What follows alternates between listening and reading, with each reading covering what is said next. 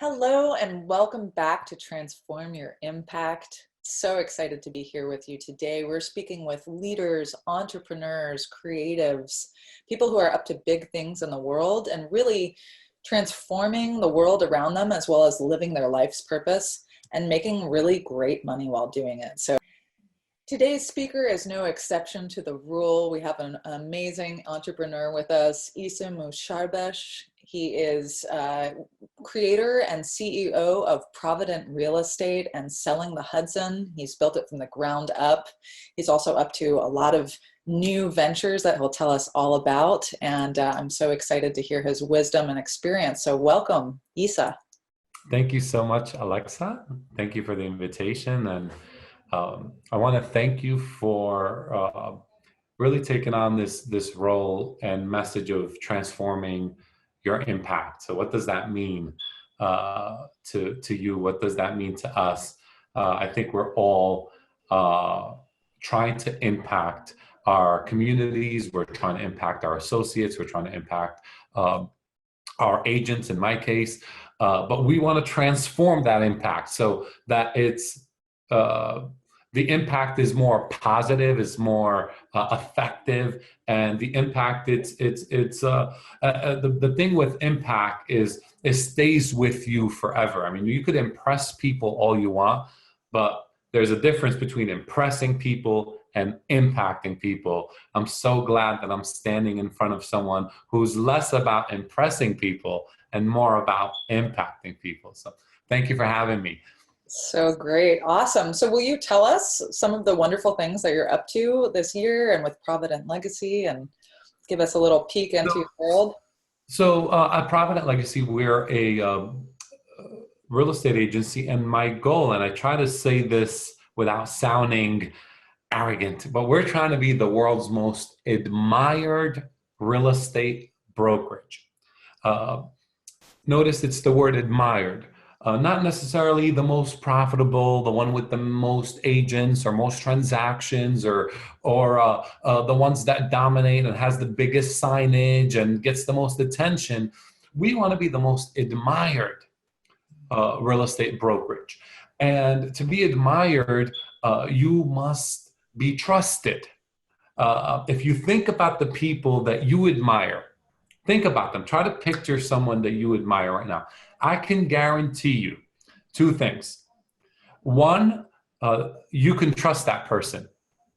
And two, you feel that that person actually cares about you. Yeah. If you sense that, you could admire that person. And we want it to be, as an agency, the most admired one. We want it to be an agency that could be trusted with your career and with your assets, right? So as a real estate brokerage, we service buyers and sellers, landlords and tenants, investors. They're dealing with the most expensive thing they could typically own. And use these notifications coming up on this computer.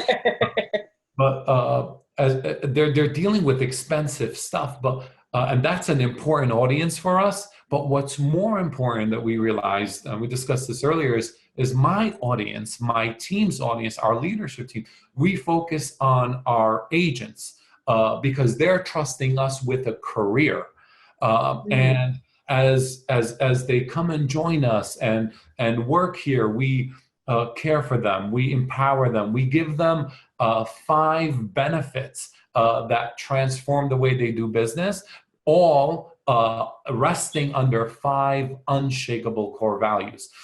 So we're in the sales business, yes, but we're really in the people business, in transforming people's careers at Provident Legacy. That's pretty much who we are, what we do, and we love it. We love it. It's an exciting place. You got to come here and meet our people, meet our agents, meet our staff.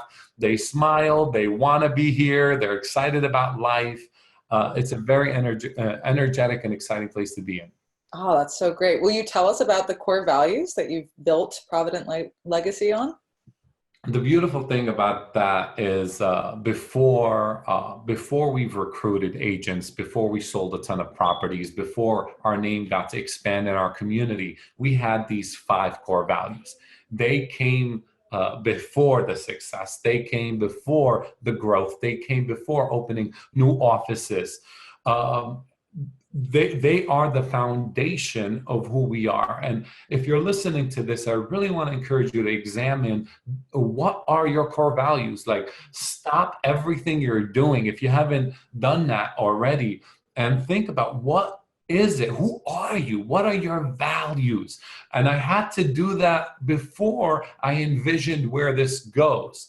And we built these values. I'm actually sitting right behind a vault. When we purchased, when we leased this building and renovated it, what we did is we held on to the vault. And one of our partners, Duda, who's on your show, I believe, Yep. Said, you know, we got to save the vault and we got to put the core values on the vault. He actually made me handwrite everything that you see here.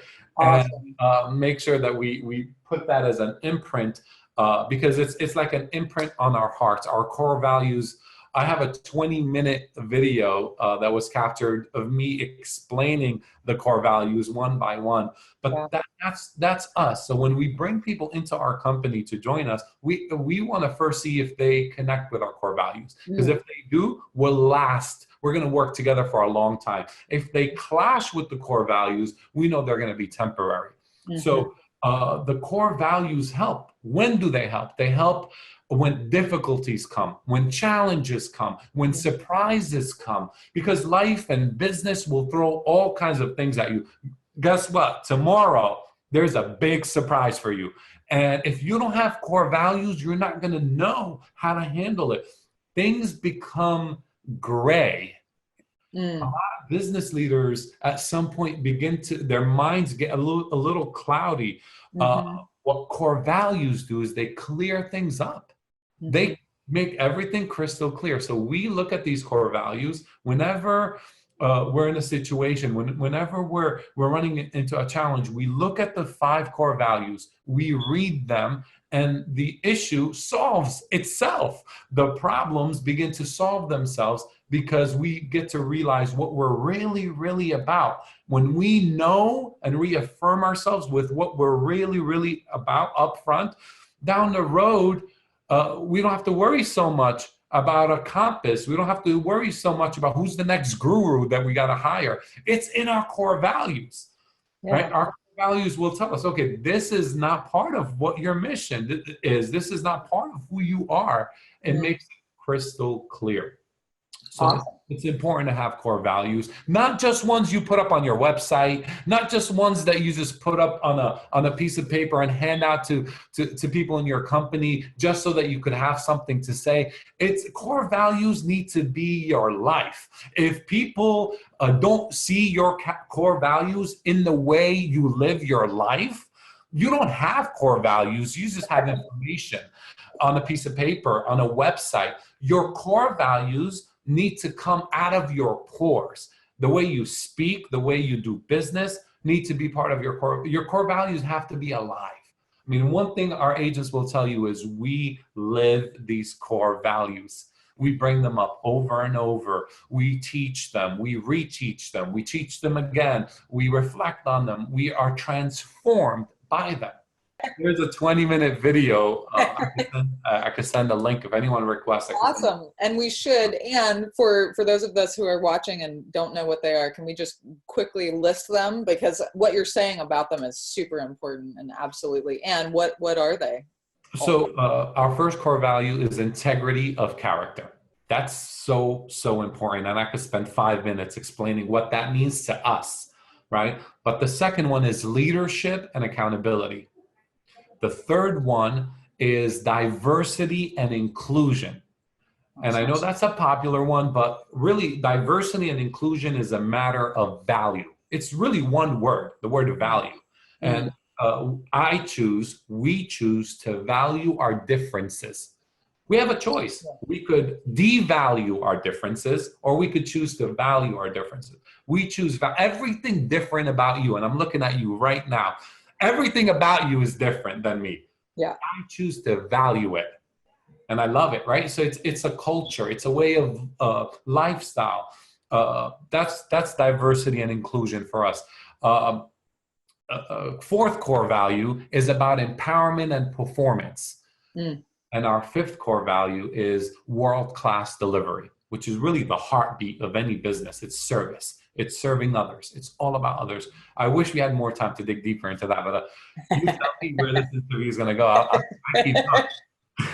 No, it's beautiful. I'm inspired. I'm inspired. I'm sure our listeners are too. And I wanted to mention a quote that I found about you. That is that, I invest in people who I know will make an impact. And I feel like that's such a great rule to live by, and such a great way to do business and be out there in the world. Yeah, I've been impacted by people who have a mission to impact others. I've been blessed by them. I've been encouraged by them. I've been transformed by them. And I want to invest in people like them. I want the people to be around that are around me to be world changers. I want the agents that we recruit to be those 10Xers, those life changers for their clients. I don't want transactional people around me. I want relational people around me. I want people that value relationships, that want to build others up. And I invest in people that want to transform others. So will you tell us about your journey and your story? I mean, were you always this amazing, or, did you, I don't know. Did you develop these skills? Give us a little insight here, Issa. So it all started when I discovered my gift. I discovered it at the age of 18. I was working at Toys R Us, and I tell this story on stage. I tell the story. I'm writing a book now. I'm trying to get this thing. I don't want to talk too much about it. I'm trying to get this thing off my plate this year. But I have a chapter on this story because it all started at Toys R Us when I was 18 years old. I took on a seasonal job there, and they gave me a blue shirt to wear. Blue meant you're seasonal. Blue, when the season is over, no one cares about you. You're not getting a paycheck. You're out. A red shirt meant that you are a permanent associate. You belong, right? And then there was this one curious shirt. It was a black shirt. The black shirt was reserved for the director of the store, the senior leader in the store, the one that could actually teach, the one that could actually make changes. And I was attracted to the red shirt a little bit, but the black shirt, I just wanted a black shirt. And I remember the store manager got us together in a meeting and started to say, look, we have this insurance product. It's $2.99. $2.99. For any family that's purchasing a video game for $50, $60, offer them to protect it for $2.99. If we could get one sold by each one of the customer service reps on the registers, if each one sells one, as a group, we could be in the top 5 in our region. If we could sell 20, 30 of those a day, we're good. Awesome. And I looked at them and said, oh, wow, this is great.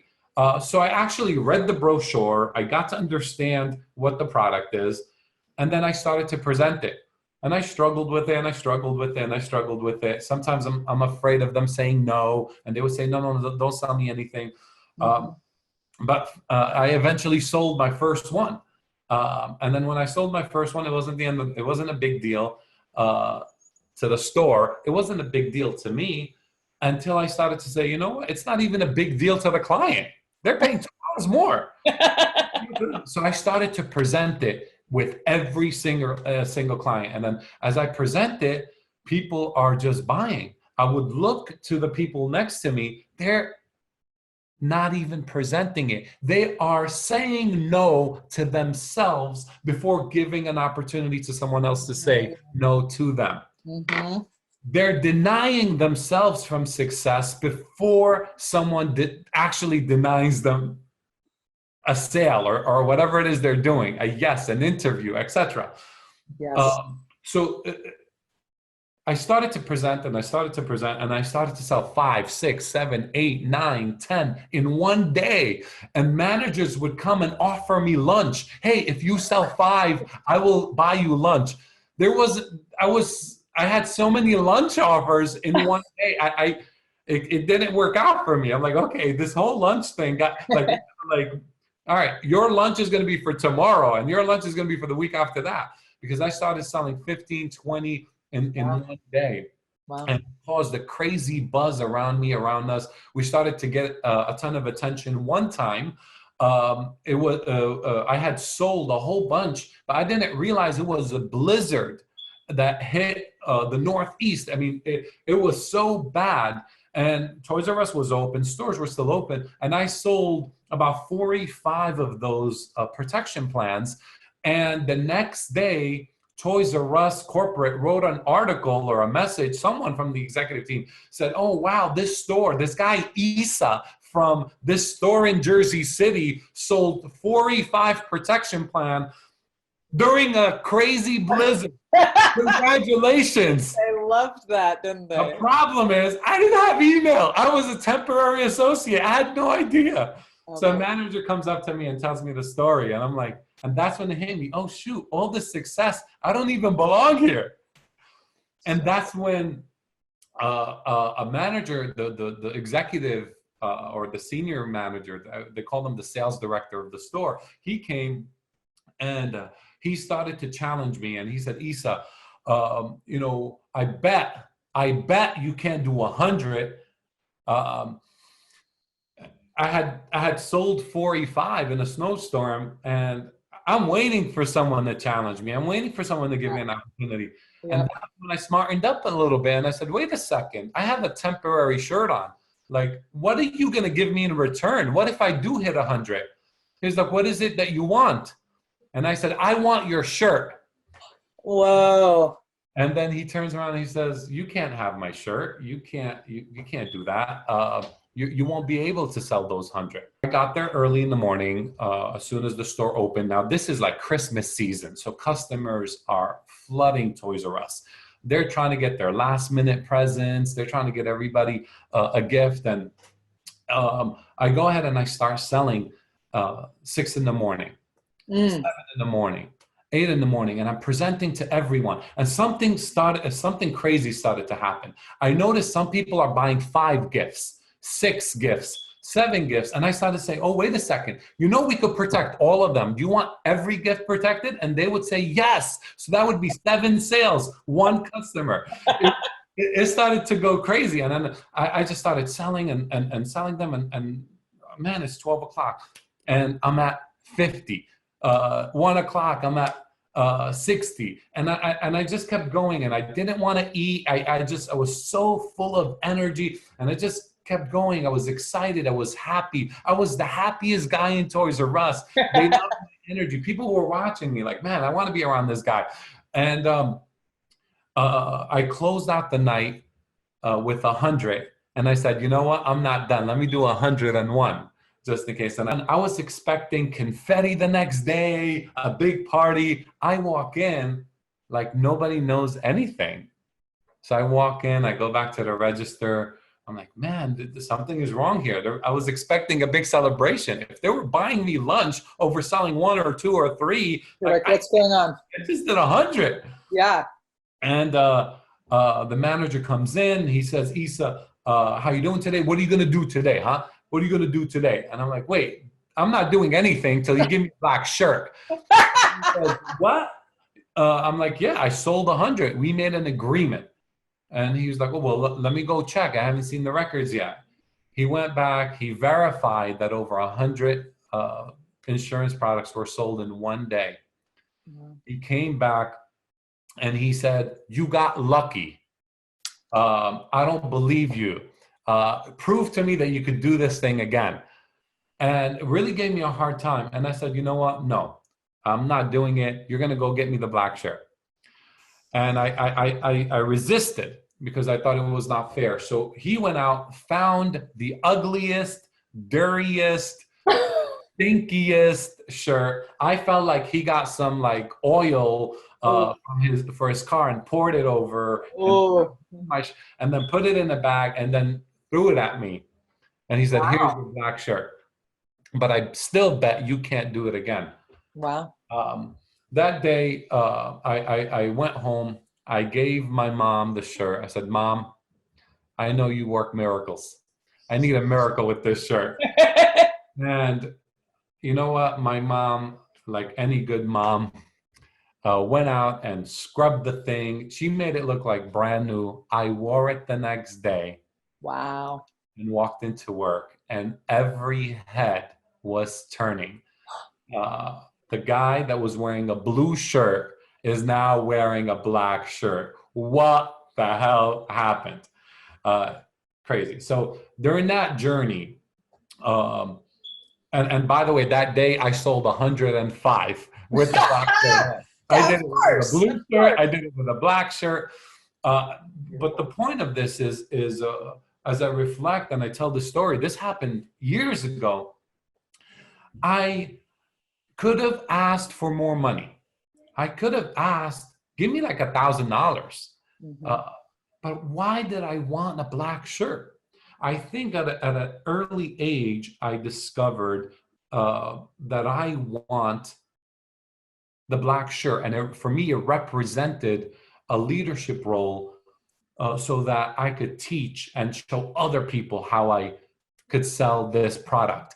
And I knew I couldn't teach anybody with a blue shirt. I needed the black shirt to get the validation, to get the authority needed to start to impact my Mm. colleagues. And my question to you, if you're watching this, is what is your black shirt? What is your black shirt?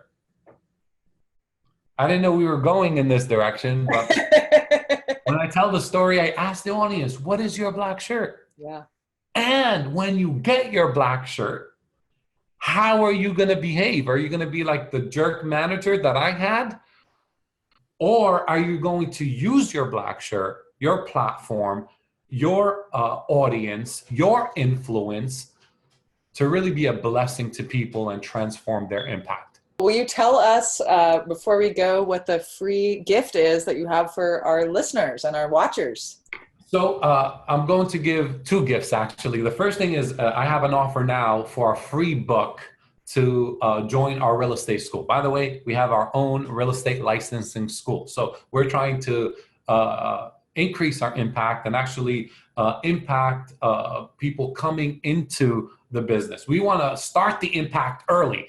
Not after they've been impacted negatively elsewhere and they join us and start getting positive impact. We wanted to get them as soon as they get licensed. So we set up the school, and that's what my offer is. So if you're in the state of New Jersey, particularly in northern New Jersey, and if you're familiar with Hudson County, you could get your real estate license at my school. And I'm going to give you a free book. It's a $50 book. You could have it for free. The class is $400 with the book included.